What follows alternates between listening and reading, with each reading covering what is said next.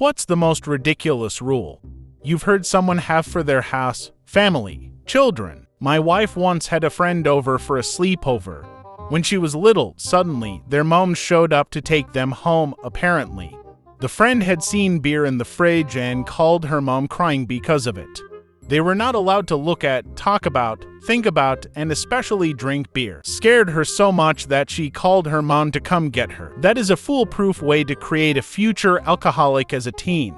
As soon as they become rebellious, the first thing they do is grab a beer. My family is very open about drinking.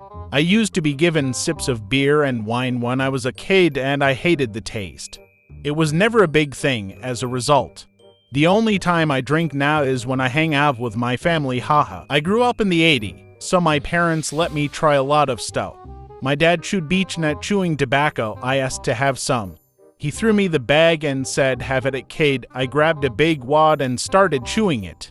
Tasted awful, but I kept at it. Few minutes later, I forgot to spit and swallow a mouthful of juice. Ran to the bathroom and spent the next several minutes throwing up. Needless to say, I never had any desire to chew tobacco ever again. I have a friend whose dad had one paper towel, specifically used for eating bagels.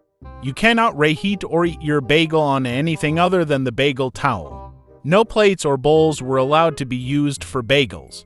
You got your turn with the bagel paper towel or you waited till it was free. Just a piece of paper towel that was reused over and over. I was in a friend's kitchen, we were ate, sneezed, then turned and took a kitchen paper tissue from the roll, cleared my nose, and walked toward the kitchen sink door to throw the wad into the trash bin.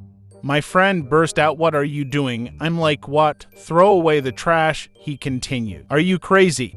Snot paper doesn't go in the kitchen trash. Jesus, what if mom found out I'd already thrown it?" But he fished it out of the bin and flushed it in the toilet in under 10 seconds.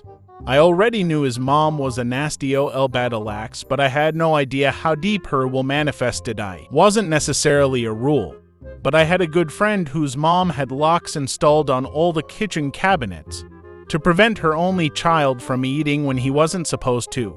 When he got old enough to earn money, she took 50% of whatever he made. His senior year in high school, when he turned 18, he came home from school and found all his belongings out in the driveway. "Happy birthday, child." My mom and dad let him live with us till he could financially get on his feet. I knew a guy who, in his 20s, still had a bedtime enforced. He had to be in bed by 8 p.m. And if he was sleeping over at a friend's house, in this case at my house, during my 21st birthday party, he had to phone his dad at 8 p.m. to say he was going to bed. He didn't go to bed though, at least. I had a friend in 5th grade and her mother was legitimately insane. She wouldn't let her daughter come to my house because we had carpeting. I think she had some Munchausen by proxy, because she was convinced her child was allergic to everything, including dust mites, any innocuous dirt and carpeting. The girl also developed an eating disorder. She was a dancer when we were kids, and her mother apparently monitored what she ate extremely closely. I felt so badly for her.